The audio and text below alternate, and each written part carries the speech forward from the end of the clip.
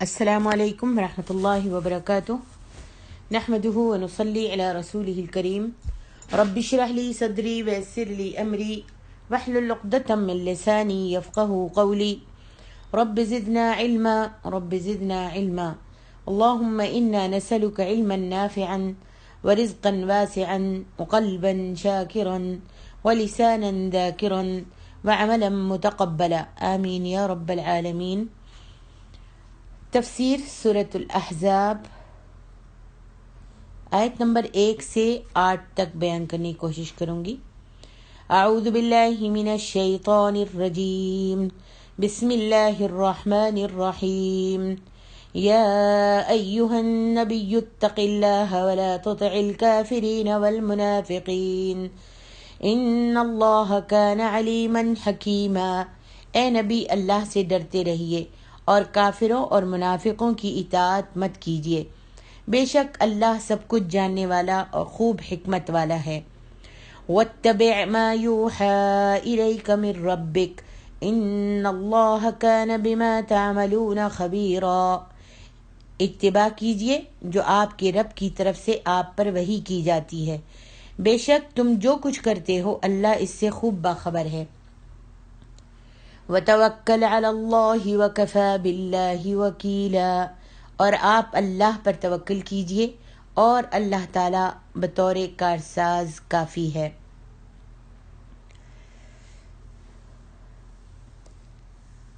یہ اعلیٰ کے ذریعے سے ادنا کو تنبیہ ہے۔ اللہ تعالیٰ نے جب اپنے عبد و رسول حضرت محمد صلی اللہ علیہ وسلم کو یہ حکم دیا ہے تو دوسروں کے لیے جو یقیناً آپ سے ادنا ہیں، اس حکم کی پابندی بطریق اولا لازم ہوگی۔ اللہ تعالیٰ اپنے نبی کو حکم کر رہے ہیں کہ یا ایہا النبی اتق اللہ ولا تطع الکافرین والمنافقین، اللہ سے ڈرتے رہیے یعنی پرہیزگاری اختیار کیجیے اور کافروں اور منافقوں کی اطاعت مت کیجیے۔ اللہ کی اطاعت کے آگے منافقوں کی اور کافروں کی اطاعت مت کیجیے۔ تو یہ تقوی ہے کہ آپ اللہ تعالیٰ کی عطا کردہ روشنی کی بنیاد پر اللہ تعالیٰ کی اطاعت کریں، اللہ تعالیٰ سے ثواب کی امید رکھیں، اللہ تعالیٰ کی عطا کردہ نور کی بنیاد پر اللہ تعالیٰ کے عذاب سے ڈرتے ہوئے اس کی نافرمانی کو ترک کر دیں۔ ارشاد باری تعالیٰ ہے وَلَا تُطِعِ الْكَافِرِينَ وَالْمُنَافِقِينَ، اور کافروں اور منافقوں کا کہنا جو ہے مت مانیے۔ اس کا مفہوم یہ ہے کہ آپ کافروں اور منافقوں کی بات مت سنیے اور نہ ہی ان سے مشورہ کیجیے۔ ان اللہ کان علیما حکیما، بے شک اللہ تعالیٰ خوب جاننے والا اور بڑا ہی حکمت والا ہے، یعنی وہ ذات پاک ہی مستحق ہے کہ آپ اس کی اطاعت کریں، اس کے احکام کے مطابق عمل کریں۔ وہ ذات پاک تمام امور کے انجام سے خوب باخبر ہے اور اپنے تمام اقوال و افعال میں حکیم و دانا ہے۔ اسی لیے اللہ تعالیٰ نے فرمایا وَاتَّبِعْ مَا يُوحَى إِلَيْكَ مِن رَبِّكَ، اور جو کتاب آپ کو آپ کے پروردگار کی طرف سے وحی کی جاتی ہے اس کی پیروی کیجیے، یعنی قرآن و سنت کی پیروی کیجیے۔ قرآن و سنت کی پیروی کیجیے۔ ان اللہ کان بما تعملون خبیرا، بے شک اللہ تبارک و تعالیٰ تمہارے سب عملوں سے خوب خبردار ہے، اس سے کوئی چیز بھی مخفی نہیں، لہذا اپنے تمام معاملات تمام حالات میں اس کی ذات پاک پر بھروسہ کریں۔ وکفی باللہ وکیلا، اور اللہ تعالیٰ ہی کارساز و کافی ہے، یعنی جو اللہ تعالیٰ پر بھروسہ کرتا ہے اور اس کی طرف رجوع کرتا ہے تو اللہ رب العالمین اس کے لیے کافی اور وافی ہوتا ہے اور اس کا کارساز بن جاتا ہے اور اس کے کاموں کو پورا کر دیتا ہے، اس کی مشکلوں کو آسان کر دیتا ہے۔ آگے ارشاد باری تعالیٰ ہے ما جعل اللہ لرجل من قبل قلبین فی جوفہ، ما جعل اللہ لرجل من قلبین فی جوفہ وما جعل ازواجکم اللائی تظاہرون منہن امہاتکم وما جعل ادعیاءکم ابناءکم ذالکم قولکم بافواہکم واللہ یقول الحق وہو یہدی السبیل۔ اللہ نے کسی شخص کے سینے میں دو دل نہیں رکھے، اور تم اپنی جن بیویوں کو ماں کہہ بیٹھتے ہو انہیں اس اللہ نے تمہاری مائیں نہیں بنایا، اور نہ اس نے تمہارے لے پالکوں منہ بولے بیٹوں کو تمہارے حقیقی بیٹے بنایا ہے۔ یہ تو تمہارے اپنے منہوں کی باتیں ہیں، اور اللہ تبارک و تعالی حق بات کہتا ہے اور وہی سیدھے راستے کی ہدایت بھی دیتا ہے۔ ادعوہم لآبائہم هو اقسط عند اللہ فإن لم تعلموا آباءهم فإخوانكم في الدين ومواليكم وليس عليكم جناح فيما أخطأتم به ولكن ما تعمدت قلوبكم وكان الله غفورا رحيما۔ ان لے پالکوں کو ان کے حقیقی باپوں کی نسبت سے پکارو، اللہ کے نزدیک یہ بہت بڑے انصاف کی بات ہے۔ پھر اگر تمہیں ان کے باپوں کا علم نہ ہو تو وہ تمہارے دینی بھائی اور تمہارے دوست ہیں، اور اس معاملے میں تم بھول چوک جاؤ تو اس میں تم پر کوئی گناہ نہیں، اور لیکن تمہارے دل جس بات کا عزم کر لیں تو وہ گناہ ہے، اور اللہ تبارک و تعالی بہت بخشنے والا اور بڑا ہی رحم کرنے والا ہے۔ اللہ تعالیٰ نے ان آیات کریمہ میں معنوی مقصود بیان فرمانے سے قبل تمہید باندھتے ہوئے ایک معروف اور حسی چیز کے بارے میں فرمایا ہے کہ جس طرح ایک شخص کے سینے میں دو دل نہیں ہو سکتے، اسی طرح کسی کی بیوی جسے وہ زہار کے طور پر انتی علیہ کا ظاہر امی، تو مجھ پر میری ماں کی پشت کی طرح ہے کہہ دے، اس کی ماں نہیں ہو سکتی۔ اور اسی طرح لے پالک جسے وہ بیٹا بنا لے، منہ بولا بیٹا، لے پالک جسے وہ بیٹا بنا لے، اس کا بیٹا نہیں ہو سکتا۔ ارشاد باری تعالیٰ ہے، ما جعل اللہ لرجل من قلبین فی جوفہ وما جعل ازواجکم اللائی تظاہرون منہن امہاتکم۔ اللہ نے کسی آدمی کے پہلو میں دو دل نہیں بنائے، اور نہ تمہاری بیویوں کو جن سے تم زہار کرتے ہو تمہاری مائیں بنایا ہے، جیسا کہ فرمایا ما ہن امہاتہم ان امہاتہم الا اللائی ولدنہم، سورۃ المجادلہ۔ وہ ان کی مائیں نہیں ہو جاتی، ان کی مائیں تو وہی ہیں جنہوں نے انہیں جنا ہے۔ وما جعل ادعیاءکم ابناءکم، اور نہ تمہارے لے پالکوں کو تمہارے بیٹے بنایا۔ نفی سے یہی بات مقصود ہے۔ یہ آیت کریمہ نبی علیہ الصلوۃ والسلام کے آزاد کردہ غلام زید بن حارثہ کے بارے میں نازل ہوئی تھی۔ نبی صلی اللہ علیہ وآلہ وسلم نے انہیں نبوت سے پہلے اپنا متبنہ بنا لیا تھا، جس کی وجہ سے انہیں زید بن محمد کہا جاتا تھا، یعنی منہ بولا بیٹا آپ نے بنایا تھا۔ اس واسطے زید جو تھے وہ زید بن محمد کے نام سے مشہور تھے اور سب زید بن محمد کہتے تھے، مگر اللہ تعالیٰ نے ارادہ فرمایا کہ اس الحاق اور اس نسبت کو ختم کر دیا جائے، اسی لیے فرمایا وما جعل ادعیاءکم ابناءکم، اور نہ تمہارے لے پالکوں کو تمہارے بیٹے بنایا، جیسا کہ فرمایا اللہ تعالیٰ نے سورۃ الاحزاب میں ما کان محمد ابا احد من رجالکم ولکن رسول اللہ وخاتم النبیین وکان اللہ بکل شیء علیما۔ محمد صلی اللہ علیہ وسلم تمہارے مردوں میں سے کسی کے والد نہیں ہیں بلکہ اللہ کے رسول اور خاتم النبیین ہیں، اور اللہ تعالیٰ جو ہے ہر چیز سے خوب واقف ہے۔ زید بن حارثہ نبی صلی اللہ علیہ وسلم کے غلام تھے، جسے نبی صلی اللہ علیہ وسلم نے آزاد کر کے اپنا متبنہ بنا لیا تھا۔ چنانچہ لوگ سیدنا زید کو زید بن محمد کہا کرتے تھے۔ یہ آزاد کردہ غلام بھی معاشرے میں وہ مقام نہیں رکھتے تھے جو آزاد لوگوں کا ہوتا تھا، گویا یہ معاشرتی عزت و وقار کے لحاظ سے ایک درمیانہ قسم کا تیسرا طبقہ بن جاتا تھا، جو غلاموں سے تو اوپر ہوتا تھا لیکن آزاد لوگ انہیں بھی اپنا ہم پلہ قرار نہیں دیتے تھے۔ اس سلسلے میں اسلام نے کئی اقدامات کیے اور کئی اصلاحات کی، مثلاً اسلام نے اگرچہ کلی طور پر غلام کا استحصال نہیں کیا کیونکہ اس میں بھی کچھ مصلحتیں تھیں، تاہم ایسی تدابیر اختیار کیں جن سے زیادہ غلاموں کی آزادی کی نعمت میسر ہو، اور یہ ایک جدا گانا موضوع ہے جو خاصا لمبا ہے۔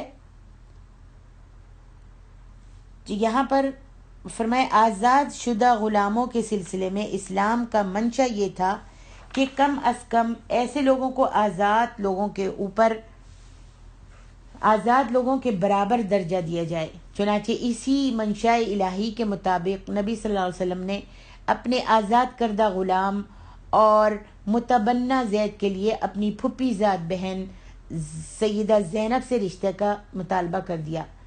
حضرت زینب کا خاندان آپ ہی کا تو خاندان تھا، یعنی نبی صلی اللہ علیہ وسلم کا خاندان تھا، جو آزاد معاشرے میں بڑے اونچے درجے کے لوگ شمار ہوتے تھے۔ وہ بھلا کیسے اس رشتے کو قبول کر سکتے تھے؟ چنانچہ انہوں نے اسی بنا پر رشتے سے صاف انکار کر دیا، اور رشتے کا یہ مطالبہ چونکہ نبی صلی اللہ علیہ وسلم نے اپنی مرضی سے نہیں بلکہ اللہ کے حکم سے کیا تھا، لہٰذا ان لوگوں کے انکار پر اسی سورت کی آیت نمبر 36 نازل ہوئی، جس میں حضرت زینب کے رشتہ داروں کو کہا گیا اللہ کی طرف سے کہ جب اللہ اور اس کا رسول کسی کام کا، انشاءاللہ یہ آپ آگے تفسیر پڑھیں گی اس کا، اللہ اور اس کا رسول کسی کام کا فیصلہ کر لیں تو مومنوں کو کچھ اختیار باقی نہیں رہ جاتا کہ وہ اس کے حکم کے آگے کچھ کہیں۔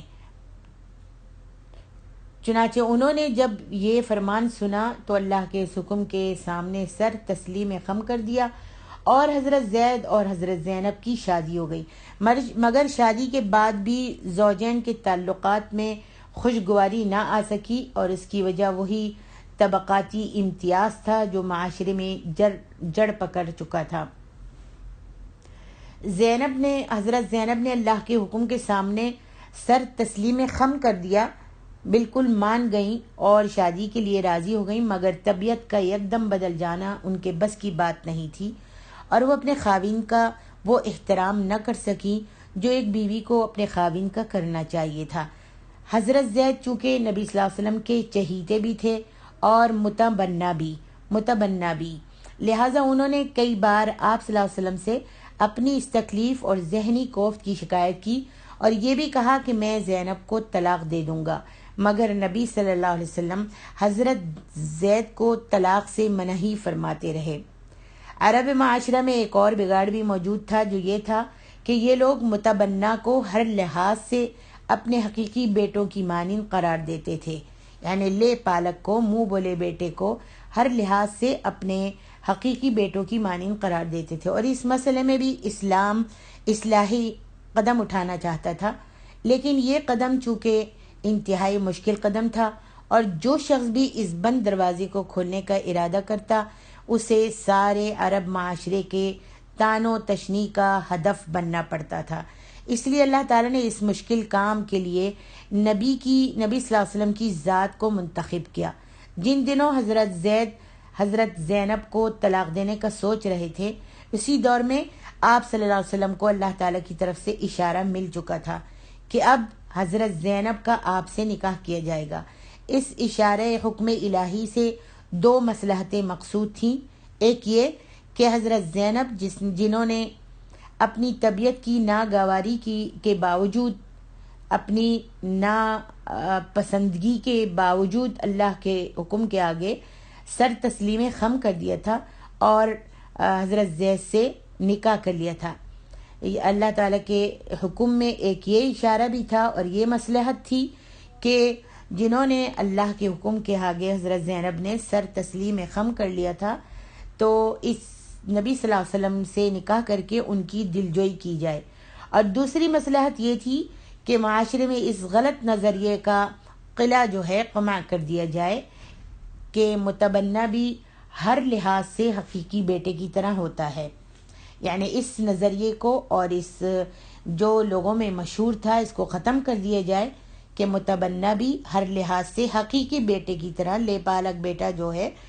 وہ ہر لحاظ سے حقیقی بیٹے کی طرح ہوتا ہے۔ اس رواج کو ان میں معاشرے میں ختم کر دیا جائے۔ جب نبی صلی اللہ علیہ وسلم کو وحی سے حضرت زینب سے نکاح کا اشارہ ملا تو نبی صلی اللہ علیہ وسلم کے سامنے وہ سارے خطرات آنے لگے، جو جب سارے کے سارے دشمن آپ کو یہ طعنہ دیں گے کہ دیکھو اس نبی نے تو اپنی بہو سے نکاح کر لیا ہے، حالانکہ یہ خود ہی بہو سے نکاح کرنا حرام بتاتے ہیں۔ غالباً طعن و تشنیع کے انہی خطرات کے پیش نظر آپ زید کو بار بار طلاق دینے سے روکتے رہے، واللہ عالم۔ اسی پس منظر میں اس صورت کی یہ ابتدائی آیات نازل ہوئیں اور اللہ تعالیٰ نے براہ راست اپنے نبی صلی اللہ علیہ وسلم کو خطاب کرتے ہوئے فرمایا کہ تمہیں ان کافروں اور منافقوں سے نہ ڈرنے کی ضرورت ہے، نہ ان کی باتوں پر کان دھرنے کی ضرورت ہے۔ ڈرنے کے لائق تو صرف اللہ کی ذات ہے، تم صرف اسی سے ڈرو اور اسی کی وحی کی اطاعت کرو۔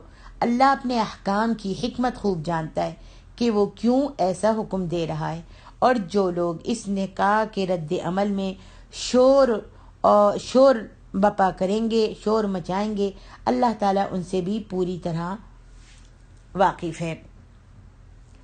تمہارے دشمن جیسی بھی باتیں بناتے ہیں اور جو الزام بھی آپ پر دھرتے ہیں، دھرنے دو۔ تمہارا کام یعنی اے نبی صلی اللہ علیہ وسلم، آپ کا کام صرف یہ ہے کہ وحی کا حکم بجا لائیں۔ آپ کا کام یہ ہے کہ وَاتَّبِعْ مَا يُوحَى إِلَيْكَ مِن رَبِّكَ إِنَّ اللَّهَ كَانَ بِمَا تَعْمَلُونَ خَبِيرًا۔ آپ کا کام تو صرف یہ ہے کہ وحی کا حکم بجا لائیے اور اللہ پر پورا بھروسہ کیجیے۔ ان دشمنوں سے نمٹنا یا ان کی سازشوں اور چالوں کو ناکام بنانا، اللہ تعالیٰ فرماتے ہیں یہ میرا کام ہے۔ اللہ اکبر۔ آگے ارشاد ربانی ہے، ما جعل اللہ لرجل من قلبین فی جوفہ وما جعل ازواجکم اللائی تظاہرون منہن امہاتکم۔ اس آیت میں اللہ تعالیٰ نے 3 حقائق بیان فرمائے ہیں۔ ایک یہ کہ سب انسانوں کا اللہ نے ایک ہی دل بنایا ہے، 2 دل کسی کے نہیں بنائے، لہذا ایک دل ایک وقت میں ایک ہی حقیقت کو تسلیم کرتا ہے، 2 متضاد حقیقتوں کو تسلیم نہیں کر سکتا۔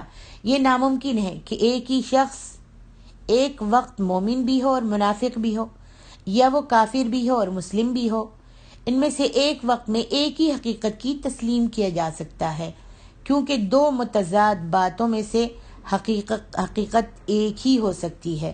اور اگر کوئی منافق دل میں نفاق چھپا کر ایمان کا دعویٰ کرتا ہے تو وہ حقیقت بیان نہیں کرتا بلکہ جھوٹ بولتا اور دھوکہ دیتا ہے۔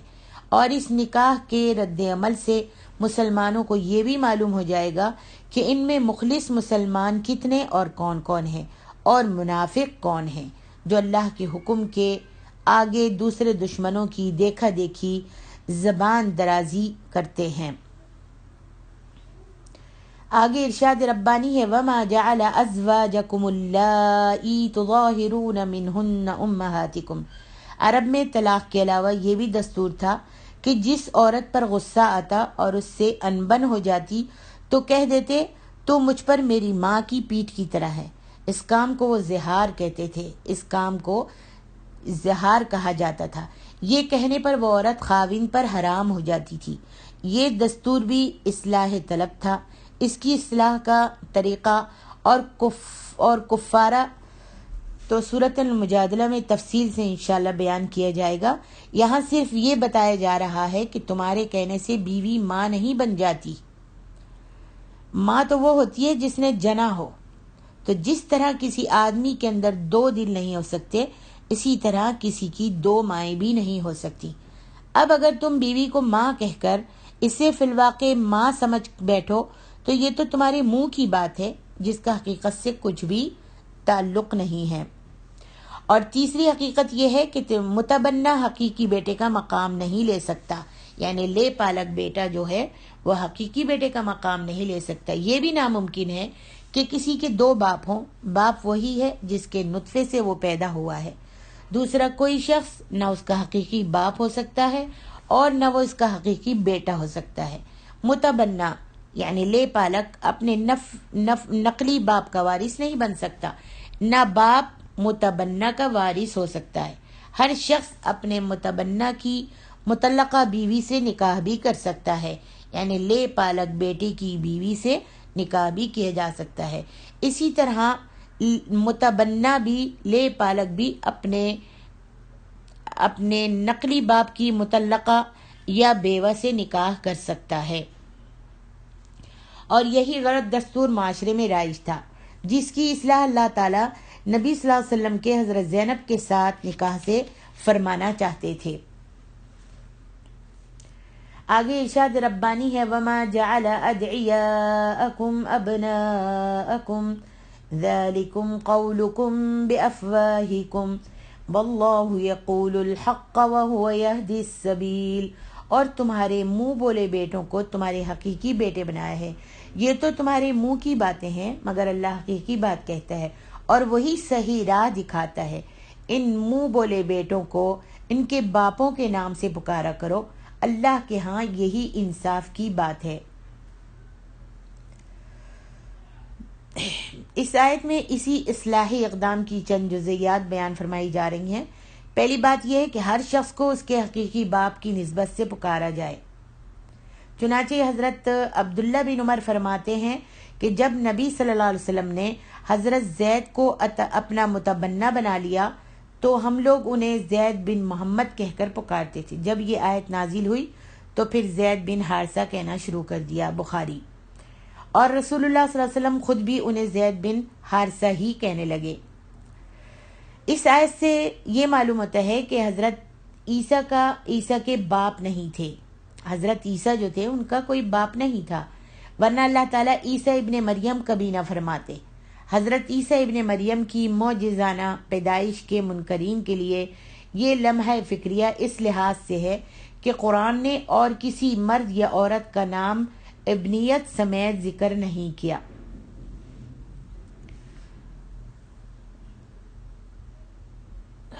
جیسا کہ فرمایا کہ ان منہ بولے بیٹوں کو ان کے باپوں کے نام سے پکارا کرو، اللہ کے ہاں یہی انصاف کی بات ہے۔ اور اگر تمہیں ان کے باپوں کا نام علم نہ ہو، ادعوہم لآبائہم هو اقسط عند اللہ فإن لم تعلموا آباءہم فإخوانکم فی الدین وموالیکم۔ یہاں پر حضرت سلمان فارسی رضی اللہ عنہ کے باپ کا علم خود انہیں بھی نہیں تھا، بچپن میں ہی انہیں غلام بنا لیا گیا تھا۔ وہ خود فرماتے ہیں کہ مجھے 10 سے زیادہ مرتبہ بیچا اور خریدا گیا، بخاری۔ اسلام سلمان الفارسی اور جیسے سیدنا صہیب رومی جو اصل میں ایرانی تھے، مگر اہل روم نے جب فارس پر حملہ کیا تو انہیں بچپن ہی میں قیدی بنا کر روم لے گئے تھے، اور دونوں صحابہ کرام کو اپنے اپنے والد کے نام تک معلوم نہیں تھے۔ اگر کوئی کسی کو پیار سے بیٹا یا بیٹی کہہ دے، وَلَيْسَ عَلَيْكُمْ جُنَاحٌ فِي مَا اخْطَأْتُمْ بِهِ وَلَكِنْ مَا تَعَمَّدَتْ قُلُوبُكُمْ۔ اگر کوئی کسی کو پیار سے بیٹا یا بیٹی کہہ دے یا کسی کا احترام ملحوظ رکھ کر کسی بزرگ کو باپ یا بزرگ عورت کو ماں کہہ دے یا محض اخلاقاً یہ الفاظ استعمال کیے جائیں تو اس میں کوئی حرج کی بات نہیں۔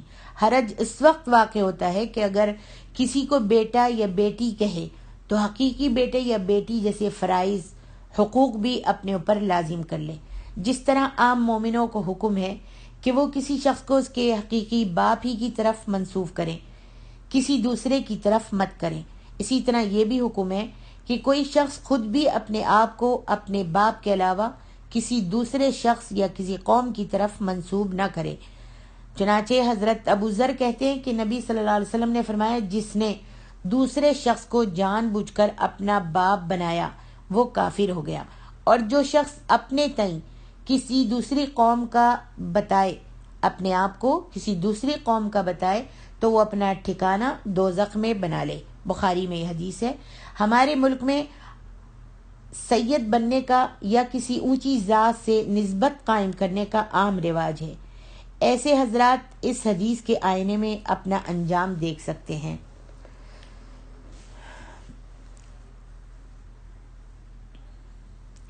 وَلَيْسَ عَلَيْكُمْ جُنَاحٌ فِي مَا اخْطَأْتُمْ بِهِ وَلَكِنْ مَا تَعَمَّدَتْ قُلُوبُكُمْ۔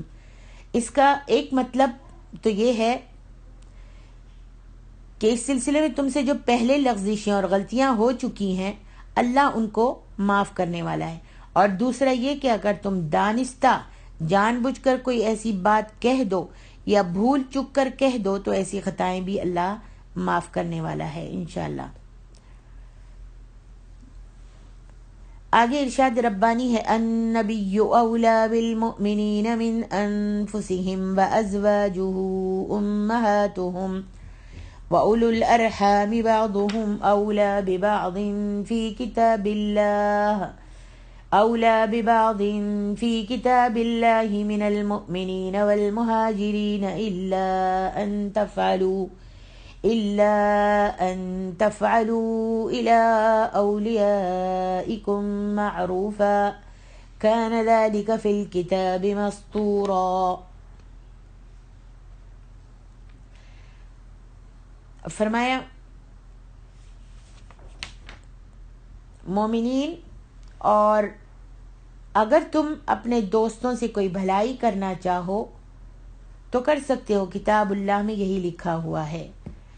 ارشاد ربانی ہے، بلا شبہ نبی مومنوں کے لیے ان کی اپنی ذات سے بھی مقدم ہیں، اور آپ کی بیویاں مومنوں کی مائیں ہیں، اور کتاب اللہ کی رو سے مومنین اور مہاجرین کی نسبت رشتہ دار ایک دوسرے کے زیادہ ترکے کے حقدار ہیں۔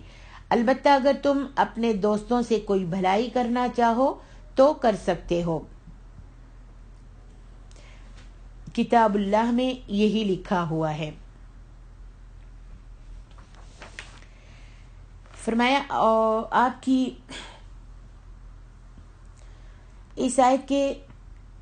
اس آیت کے بھی دو مطلب ہیں۔ ایک مطلب یہ ہے کہ تم خود بھی اپنے اتنے خیر خواہ نہیں ہو سکتے جتنا کہ تمہارا نبی تمہارا خیر خواہ ہے۔ پھر اس کے بھی دو پہلو ہیں، ایک دینی اور دوسرا دنیاوی۔ دینی لحاظ سے آپ کی تمام امت کو آپ ہی کی وساطت سے ہدایت کا راستہ ملا، جس میں ہماری دنیاوی اور اخروی فلاح ہے۔ آپ صلی اللہ علیہ وسلم ہمارے معلم بھی ہیں اور مربی بھی، اس لحاظ سے آپ تمام امت کے روحانی باپ بھی ہوئے اور روحانی استاد بھی، اور دنیاوی پہلو میں آپ کی سب سے زیادہ خیر خواہی اس حدیث سے واضح ہوتی ہے۔ حضرت ابو ہریرہ رضی اللہ عنہ کہتے ہیں کہ نبی صلی اللہ علیہ وسلم نے فرمایا، جتنے بھی مومن ہیں میں ان سب کا دنیا اور آخرت کے کاموں میں سب لوگوں سے زیادہ حقدار اور خیر خواہ ہوں۔ جو مومن مرتے وقت مال و دولت چھوڑ جائے اس کے وارث اس کے عزیز و اقارب ہوں گے، جو بھی ہوں، اور اگر وہ کچھ قرضہ یا چھوٹے چھوٹے بال بچے چھوڑ جائے تو وہ میرے پاس آئیں، میں ان کا کام چلانے والا ہوں۔ سبحان اللہ۔ بخاری۔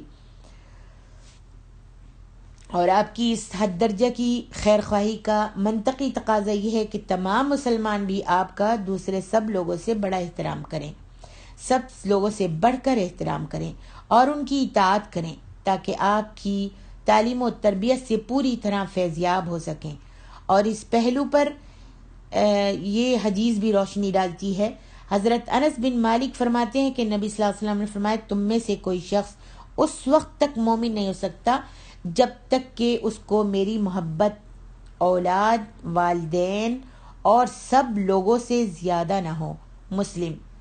اسی طرح عبداللہ بن عمر کہتے ہیں کہ نبی صلی اللہ علیہ وسلم نے فرمایا، کوئی شخص اس وقت تک مومن نہیں ہو سکتا جب تک کہ اپنی خواہش نفس کو اس چیز کے تابع نہ کر دے جو میں لایا ہوں۔ اور اسی طرح تیسری حدیث سے عبداللہ بن ہشام فرماتے ہیں کہ ہم آپ صلی اللہ علیہ وسلم کے ساتھ تھے اور آپ نبی صلی اللہ علیہ وسلم کے ہاتھ پکڑے ہوئے تھے۔ حضرت عمر کہنے لگے، یا رسول اللہ صلی اللہ علیہ وسلم، آپ میرے نزدیک اپنی جان کے علاوہ ہر چیز سے محبوب ہیں۔ آپ صلی اللہ علیہ وسلم نے فرمایا، اس ذات کی قسم جس کے ہاتھ میں میری جان ہے، جب تک میں تمہارے نزدیک تمہاری جان سے بھی زیادہ محبوب نہیں ہوں گا تم مومن نہیں ہو سکتے۔ حضرت عمر رضی اللہ عنہ نے عرض کیا، اللہ کی قسم اب آپ میری نزدیک میری جان سے بھی زیادہ عزیز ہیں۔ آپ صلی اللہ علیہ وسلم نے فرمایا، اب اے عمر، یعنی اب تم صحیح مسلم ہو، اب تم مومن ہو گئے۔ بخاری۔ جب نبی روحانی باپ ہوا تو اس کی بیویاں روحانی مائیں ہوئیں۔ وَأَزْوَاجُهُ أُمَّهَاتُهُمْ، ان کی بیویاں جب نبی روحانی باپ ہوئے تو ان کی بیویاں روحانی مائیں ہوئیں، یا جب نبی صلی اللہ علیہ وسلم کی بیویاں امت کی مائیں ہیں تو نبی ان کے باپ ہوئے، لیکن ازواج النبی صرف احترام کے پہلو میں امت کی مائیں ہیں، اور ان سے کوئی شخص نبی صلی اللہ علیہ وسلم کی وفات کے بعد نکاح بھی نہیں کر سکتا۔ صرف روحانی مائیں ہیں، کوئی ان سے نکاح نہیں کر سکتا، اور باقی احکام بستور رہیں گے۔ مثلاً وہ مومنوں سے باقاعدہ پردہ کریں گی اور وہ انہیں اجنبی ہی سمجھیں گی، نہ ہی وہ کسی امتی کی وراثت میں دعوے دار بن سکتی ہیں۔ آگے ارشاد ربانی ہے، وَأُولُو الْأَرْحَامِ بَعْضُهُمْ أَوْلَى بِبَعْضٍ فِي كِتَابِ اللَّهِ من المؤمنين والمهاجرين إلا أن تفعلوا إلى أوليائكم معروفا كان ذلك في الكتاب مستورا۔ مومنین اور مہاجرین کی نسبت رشتہ دار ایک دوسرے کے زیادہ ترکے کے حقدار ہیں، البتہ اگر تم اپنے دوستوں سے کوئی بھلائی کرنا چاہو تو کر سکتے ہو، کتاب اللہ میں یہی کچھ لکھا ہوا ہے۔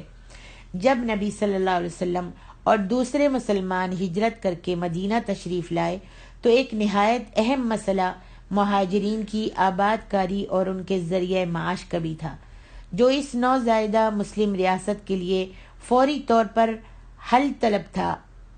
آپ صلی اللہ علیہ وسلم نے اس نازک مسئلے کے حل میں نہایت دانش مندی سے کام لیا اور ایک مہاجر کو ایک انصاری کے ساتھ ملا کر اس کی آبادی اور اس کے معاش کی ذمہ داری اس پر ڈال دی۔ اس ذمہ داری کو انصار نے بڑی فراخ دلی سے قبول کیا۔ اس سلسلے کو مواخات کہتے ہیں۔ آپ صلی اللہ علیہ وسلم نے حضرت انس بن مالک کے گھر میں مختلف اوقات کی 3 مجالس میں تقریباً 43 مہاجرین کو اتنے ہی انصار کا بھائی بنا دیا۔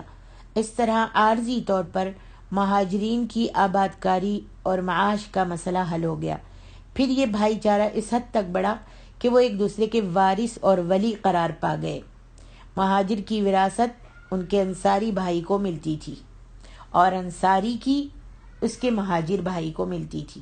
پھر جب مسلمانوں کی معاشی حالت نسبتاً بہتر ہو گئی تو اس عارضی قانون کو ختم کر دیا گیا اور اصل وارث قریبی رشتہ دار ہی قرار پائے۔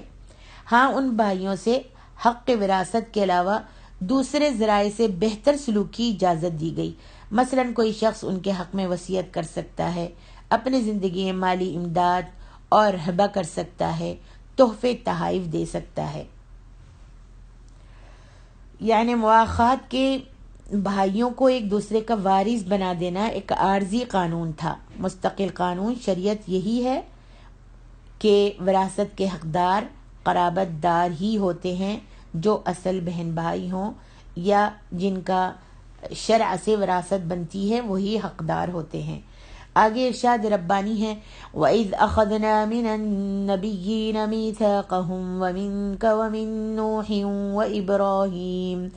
وَإِبْرَاهِيمَ وَعِيسَى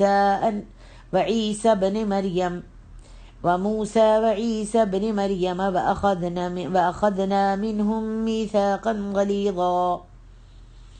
اور اس عہد کو یاد کرو جو ہم نے سب نبیوں سے لیا، اور آپ سے بھی، اور نوح، ابراہیم، موسیٰ اور عیسیٰ ابن مریم سے بھی، ان سب سے ہم نے پختہ عہد لیا تھا تاکہ اللہ تعالیٰ سچے لوگوں سے ان کی سچائی کے بارے میں سوال کرے۔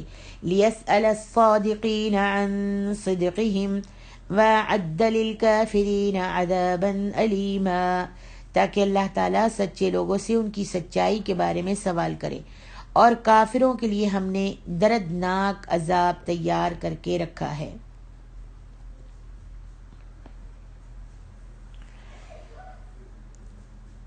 یہاں پر اس عہد کا ذکر ہو رہا ہے جو قرآن مجید میں کئی مرتبہ اللہ تعالیٰ نے ذکر فرمایا ہے، اور وہ عہد یہ تھا کہ ہر پیغمبر اپنے سے پہلے پیغمبروں کی اور ان کی کتابوں کی تصدیق کرے گا، اللہ تعالیٰ کے ہر حکم کی سب سے پہلے خود اطاعت کرے گا، پھر دوسروں سے بھی کرائے گا، اللہ تعالیٰ کے پیغام کو بلا کم و کاست دوسروں تک پہنچائے گا، اور ان احکام کو عملاً نافذ کرنے میں اپنی مقدور بھر کوشش سے دریغ نہیں کرے گا۔ اور اس مقام پر اس عہد کو یاد دلاتے اور بالخصوص من کا کہنے سے مراد یہ ہے کہ آپ جو منہ بولے رشتوں کے معاملے میں جاہلیت کی رسم توڑنے سے جھجک رہے ہیں اور دشمنوں کے طعن و تشنیع سے ڈر رہے ہیں تو ان لوگوں کو قطعاً پرواہ نہ کیجیے، ان لوگوں کی قطعاً پرواہ نہ کیجیے۔ دوسرے پیغمبروں کی طرح آپ سے بھی ہمارا پختہ معاہدہ ہے، وعدہ ہے کہ جو کچھ بھی ہم تمہیں حکم دیں گے اسے بجا لاؤ گے اور دوسروں کو اس کی پیروی کا حکم دو گے، لہذا جو خدمت ہم آپ سے لینا چاہتے ہیں اسے بلا تأمل سر انجام دیجیے اور شماتت اعداء کا خوف مت کیجیے۔ یہ محض عہد لینے تک ہی معاملہ نہیں ہو جاتا، بلکہ اللہ تعالیٰ قیامت کے دن اس عہد سے متعلق پیغمبروں سے بھی سوال کرے گا، ان کی بھی باس پرس ہوگی، انہیں بھی پوچھا جائے گا کہ آیا تم نے اپنی قوم کو میرا پیغام پہنچا دیا تھا؟ پھر اس قوم نے تمہیں کیا جواب دیا تھا؟ یا تمہاری دعوت کا رد عمل کیا ہوا تھا؟ انہوں نے کیا جواب دیا تھا؟ یہ مطلب تو ربط مضمون کے لحاظ سے ہے، تاہم یہاں رسولوں کے بجائے صادقین کا لفظ آیا ہے، گویا ہر ایماندار سے اس کے عہد کے متعلق سوال کیا جائے گا۔ پھر جن لوگوں نے اللہ کے ساتھ کیے ہوئے عہد کو پورا کیا ہوگا وہی لوگ صادق العہد قرار پائیں گے۔